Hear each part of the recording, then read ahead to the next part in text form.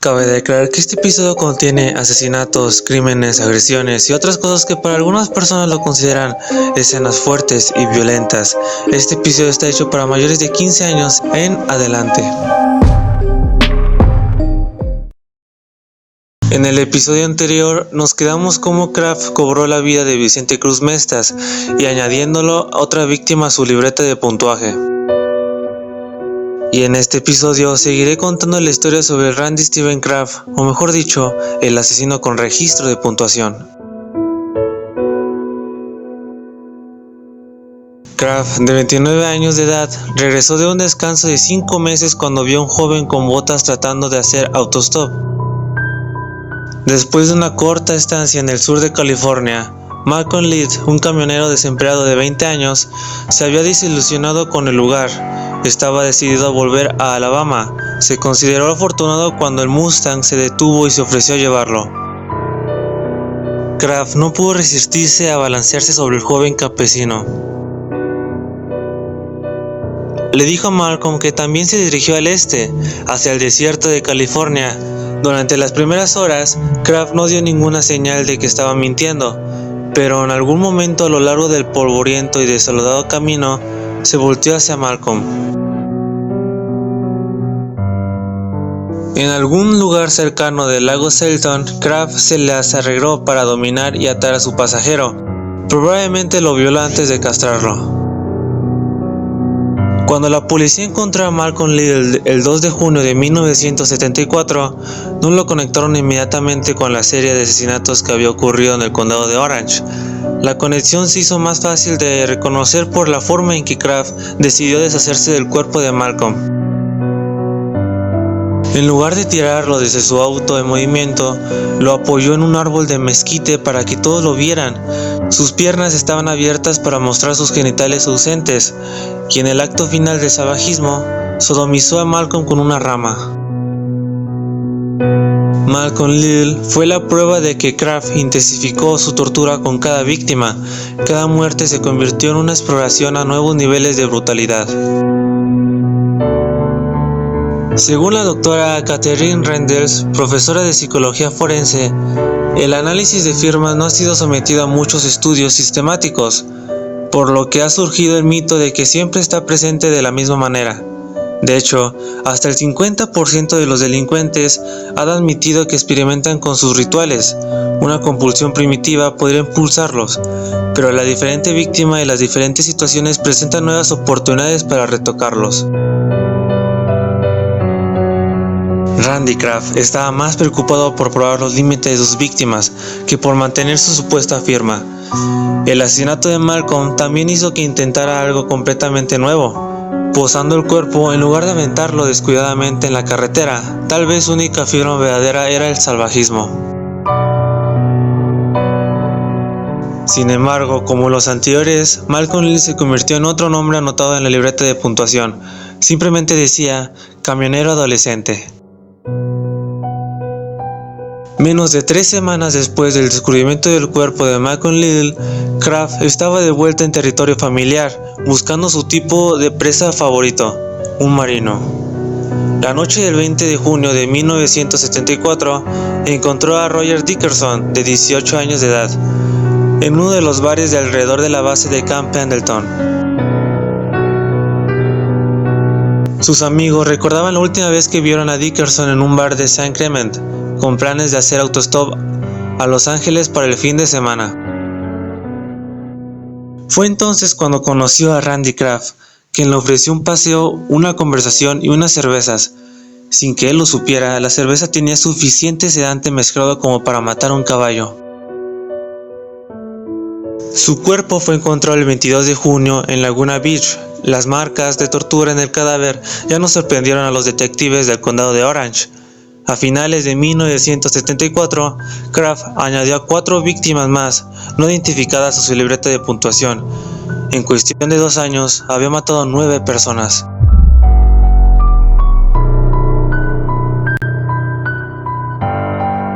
Las autoridades lo describían como algo que nunca antes habían visto. Este hombre hizo que los asesinos más notorios de la época, como la secta de Manson, parecía insignificante en comparación. A mediados de enero del 75 se encontró otra víctima. El detective George Strom reconoció que su oficina estaba fuera del alcance. El 24 de enero de 1975 se creó un grupo de trabajo para poner fin a la amenaza que se había operado del sur de California. El grupo incluía oficiales de los departamentos de los condados de San Bernardino e Imperial, además de los departamentos de policía vecinos. Se les unió un investigador especial del estado y el agente del FBI, Howard Teddon, de la Unidad de Investigación de Asesinatos Múltiples de Quantico. El agente Teddon abrió la reunión con análisis de una nueva clase de criminales que la Unidad de Ciencias del Comportamiento del FBI sospechaba que estaba creciendo en toda la nación. Aunque el término asesino serial no se usaba todavía, describió al sospechoso como un asesino en masa. Este homicida era un individuo metódico y astuto, como se demostró en la perpetración de su crimen. Es plenamente consciente de la naturaleza criminal de su acto y de su impacto en la sociedad, y es por esta razón que comete el crimen. Sin embargo, Randy Kraft, de 30 años, no fue tan metódico y cuidadoso al acercarse a sus víctimas como el FBI creía. Se había vuelto complaciente después de llevar con éxito una doble vida durante los últimos 4 años. Nadie, ni siquiera su novio Jeff Graves, sospechaba que tenía tendencias más oscuras bajo su agradable exterior. El criminólogo Scott Bond explicó que cuanto más tiempo pase un asesino sin ser detectado, más extravagante puede ser su comportamiento. Escribió: "Los prolíficos asesinos seriales que pasan desapercibidos durante largos periodos de tiempo pueden empezar a tomar atajos y volverse imprudentes o incluso descuidados en su trabajo". Para Randy Kraft, eso significaba cambiar su modus operandi. La siguiente vez que cazara, seleccionaría a 2 víctimas.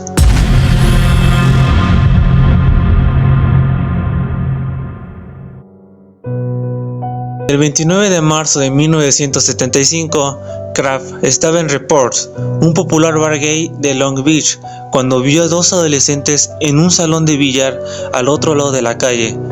Cuando se acercó a Keith Caldwell y Ken May en el estacionamiento del salón de billar, inmediatamente sospecharon. Quedaron impresionados por su automóvil. Eventualmente, los adolescentes aburridos se subieron al Mustang del desconocido y bebieron la cerveza y las píldoras de Valium que les dio. Mientras conducían por las calles de Long Beach, los chicos empezaron a perder el conocimiento por el alcohol y las pastillas. Kraft volvió al estacionamiento del salón de billar, donde se había reunido, y empujó a Ken May fuera del auto. Frank y Terry Detmey, amigo de Keith Caldwell, vieron a un hombre rubio irse con el dormido. Frank y Terry Detmey, amigos de Keith Caldwell, vieron a un hombre rubio irse con el dormido. Terry recordó haber visto bien al conductor, de ojos saltones, quien a diferencia de sus pasajeros parecía completamente sobrio. Le pareció extraño, pero su atención pronto se centró en Ken May, que se encontraba aturdido y luchaba por caminar. Los hermanos Detmey no se dieron cuenta del peligro que corría Caldwell hasta que el Mustang se alejó a toda velocidad. En algún momento antes del amanecer, Kraft incapacitó a Caldwell antes de someterlo a su régimen de violación, tortura y mutilación. Una vez más, sus sádicos impulsos lo llevaron a masacrar el cuerpo del adolescente, quitándole las manos y la cabeza. Después de deshacerse de él, creyó a su larga libreta de puntuación como estacionamiento. Semanas más tarde, el 8 de mayo de 1975, la cabeza cortada y en descomposición de Keith Caldwell fueron encontradas en el puerto deportivo de Long Beach. El resto de él no sería descubierto hasta octubre. Ken May y sus amigos estaban convencidos de que el tipo del Mustang estaba involucrado en la muerte de Caldwell. Informaron lo que sabía la policía, pero también tomaron el asunto en sus propias manos. En el transcurso de 5 días recorrieron la ciudad cuadra por cuadra hasta que encontraron el Mustang blanco y negro estacionado afuera de un complejo de apartamento en Vermont Shores. Los detectives de Long Beach se encargaron a partir de allí, comprobaron la matrícula del coche y obtuvieron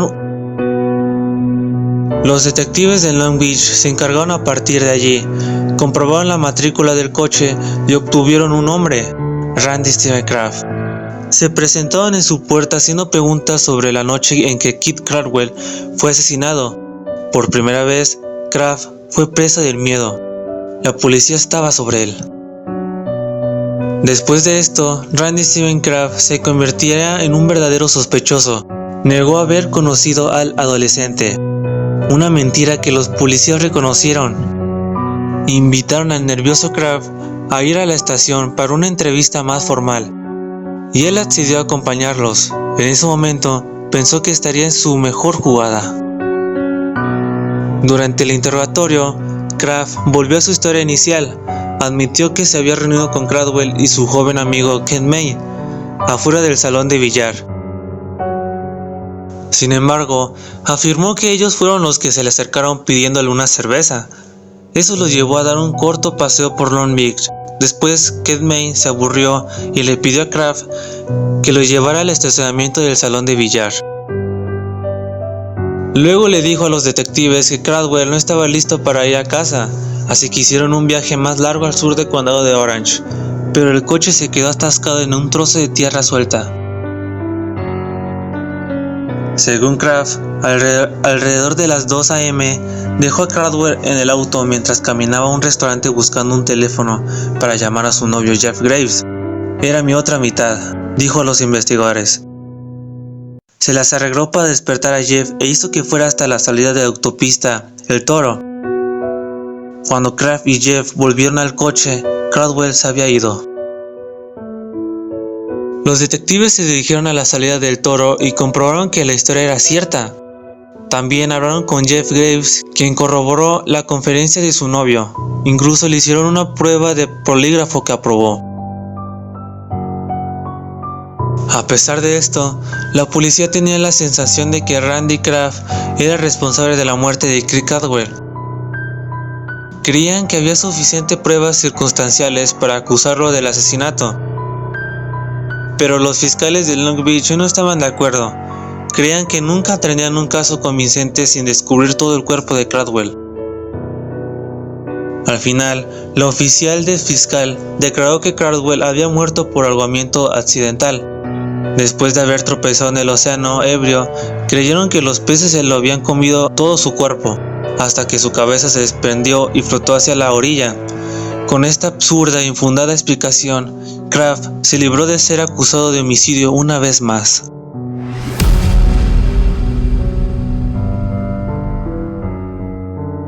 Pudo haber evadido la justicia esa primera vez, pero la experiencia tuvo un efecto negativo en otros aspectos de su vida. El estrés trajo de vuelta la indigestión paralizante y el insomnio, que lo había plagado hace años antes. En junio de 1975, pasó 5 días en la cárcel del condado después de ser detenido en una redada. Se le acusó de conducta lasciva por vagabundear en un conocido lugar de cruceros. Más tarde, para colmo, ese mismo verano, Jeff Graves puso fin a su larga relación. Jeff no estaba feliz de ser sometido al polígrafo cuando Kraft fue sospechoso de asesinato. Se mudó, dejándolo desempleado y con el corazón roto. Aunque Kraft ahora tenía más tiempo libre que nunca y un apartamento para él solo, sus asesinatos se detuvieron durante la mayor parte de 1975. En cambio, se centró en volver a encarrilar su vida. A finales de año encontró trabajo de nuevo como consultor de programación y conoció a su próximo novio, Jeff Silic, de 19 años. Con su vida en orden, sus tendencias homicidas volvieron en la víspera de Año Nuevo del 75. Lo esperaban en casa de sus padres para la fiesta familiar anual. Una de sus sobrinas recordaría que su tío favorito llegó alrededor de las 10 p.m. con un aspecto especialmente animado. Nada parecido a alguien que acababa de salir del trabajo. Ella tenía razón. Kraft había estado en el sur del condado de Orange, donde recogió a Mark Howard, de 22 años. lo drogó con Valium y lo llevó a la zona silvestre que rodeaba el condado de San Diego. Bajo el amparo de la oscuridad, lo violó, luego lo atormentó al joven con el encendedor del coche, presionándole en sus genitales, cara y ojos. Otra primicia para el experimento asesino.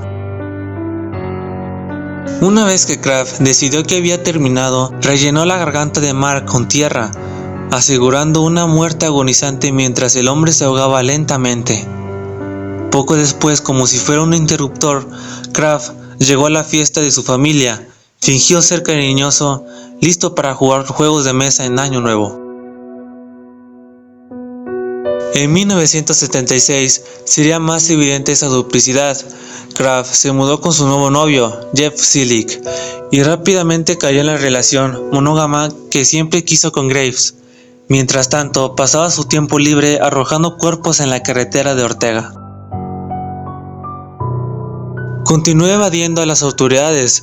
Su desesperación incluso lo llevó a consultar a una psicóloga para uno de los asesinatos, pero ya no fue de ninguna ayuda. En julio de 1977, los investigadores finalmente consiguieron un avance en el caso. Un hombre que afirmaba estar detrás de decenas de asesinatos en la carretera, Patrick Wayne Kearney, de 37 años. ¿Se acuerdan de él?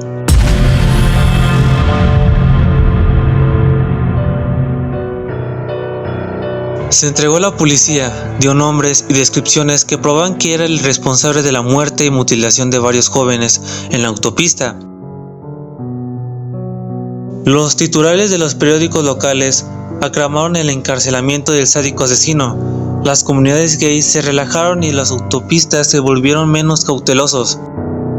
Sin embargo, a medida que los investigadores continuaron entrevistando a Kearney, se dieron cuenta de que no era un torturador, desmembraba a sus víctimas post-mortem y nunca reñaba sus orificios con calcetines o estacas. En cambio, más de un asesino en serie había estado aterrorizando el sur de California. Aunque Patrick Kearney estaba tras las rejas en 1978, tuvo 5 asesinatos más a finales de año. La policía de Southland tenía un número de récord de asesinatos sin resolver.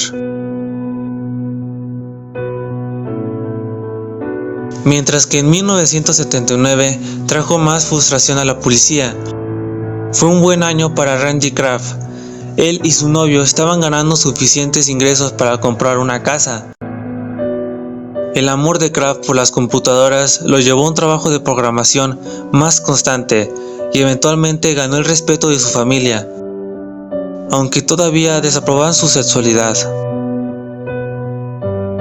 Mientras tanto, el grupo de trabajo que se había formado 4 años antes reconocía que el peor asesino seguía en libertad. En 1979, más de una docena de cuerpos de hombres jóvenes aparecieron al lado de las autopistas de Los Ángeles y el condado de Orange. Al mismo tiempo, los bares gays fueron inundados con un flujo constante de boletines policiales, pidiendo ayuda para identificar a su último desconocido, muchos de ellos trabajadores sexuales anónimos. De acuerdo con la criminóloga Deborah Sherman, la elección de las víctimas de Kraft es lo que les permitió vagar libremente por tanto tiempo. Los asesinos inteligentes apuntan a la víctima que son menos propensas a llamar la atención. Algunos han descubierto que es más fácil apuntar a una minoría. En el caso de Kraft, esa minoría era hombres gays. La doctora Sherman Coffin continuó afirmando que la policía no dedica tanta energía a resolver los crímenes cometidos contra personas de grupos marginarios. Los asesinos que estudian estas cosas se han dado cuenta de que si se dirigen a estos grupos, entonces es menos probable de que los atrapen. Ellos secuestran y matan sin temor a que alguien los observe o informe. En 1980, Randy Kraft, de 35 años, se había convertido en un profesional con altos ingresos. Su trabajo le proporcionaba subordinados, una cuenta de gastos y viajes de negocios constantes. Esto le ofreció la oportunidad de ampliar el alcance de sus ataques. Entre 1980 y 1982, Kraft viajó 4 veces al área de Portland, Oregón, como parte de su trabajo de consultoría. Al final de cada visita dejaba a un joven mutilado al lado de la carretera. Los ataques esporádicos llevaron a la policía de Oregón a asumir correctamente que tenían un asesino de otro estado en sus manos. De manera similar, después de un viaje de trabajo a Grand Rapids, Michigan, en diciembre del 82, 2 cuerpos aparecieron en un campo con signos de tortura, características de Kraft. Mientras tanto, su vida personal seguía pareciendo normal. Pero durante ese tiempo, Randy Kraft y Jeff Zillick tenían horarios de trabajo opuestos y a veces pasaban días sin verse. Eso afectaba su relación. Comenzaron la terapia de pareja para superar su mala racha. Su terapeuta anotó la batalla de Kraft contra la ira y la culpa. Estos inconvenientes eran preocupantes, pero el terapeuta creía que era muy capaz de trabajar con estos problemas para mejorar su vida. La terapia parecía suavizar la relación de la pareja, pero fuera de la casa, Kraft seguía siendo un asesino activo. La policía sospechaba de que su conteo de asesinatos había aumentado en la primavera de 1983. Probablemente se sintió invencible, saliéndose con la suya por tanto tiempo. Tal vez esto estaba aburrido de este sentimiento. En la búsqueda de una nueva emoción, se estaba volviendo más imprudente. En las horas previas al amanecer del 14 de mayo de 1983, la patrulla de una carretera en California detuvo un Toyota marrón que se desviaba en la autopista. El oficial Starlick y su superior, el sargento Howard, descubrieron a Randy Kraft con los ojos brillosos al volante. El sargento Howard también vio un hombre en el asiento del pasajero, el marino Terry Grant, de 25 años. Howard dio un golpecito en la ventana, pero Grant estaba inconsciente. Abrió la puerta del pasajero y notó algo perturbador.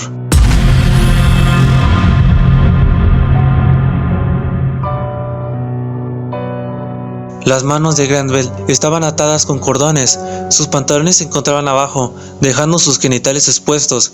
Su regazo también estaba mojado, como si alguien hubiera vaciado recientemente su vejiga. Lo más inquietante es que no respiraba.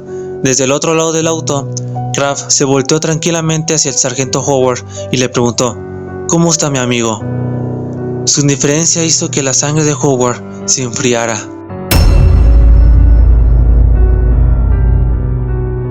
Después de años de patrullaje en la autopista y de encontrarse con docenas de cuerpos mutilados, los oficiales sabían que habían encontrado al escurridizo homicida.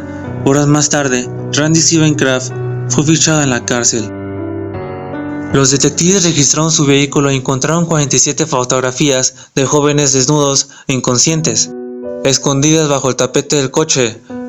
Junto con las fotos estaba su libreta de puntuación, escrita a mano con nombres crípticos como autobús de Hollywood o cita de Westminster.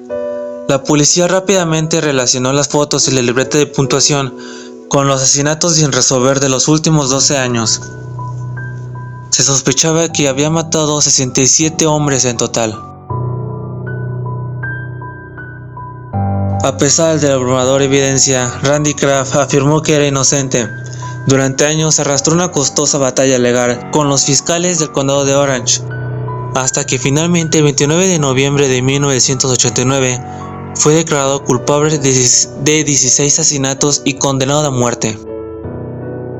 Su demente juego de puntuación fue finalmente llevado a su fin. A partir de junio de este 2025, Kraft permanece en el corredor de la muerte en la prisión estatal de San Quintín. Gracias por escuchar Pesadillas Nocturnas y sobre todo estos 3 episodios sobre Randy Steven Kraft, o mejor dicho, el asesino con registro de puntuación. Si te gusta lo que escuchas, por favor deja una reseña de 5 estrellas. Te lo agradecería mucho. Esto es Pesadillas Nocturnas y tengan una linda noche o tal vez una linda pesadilla.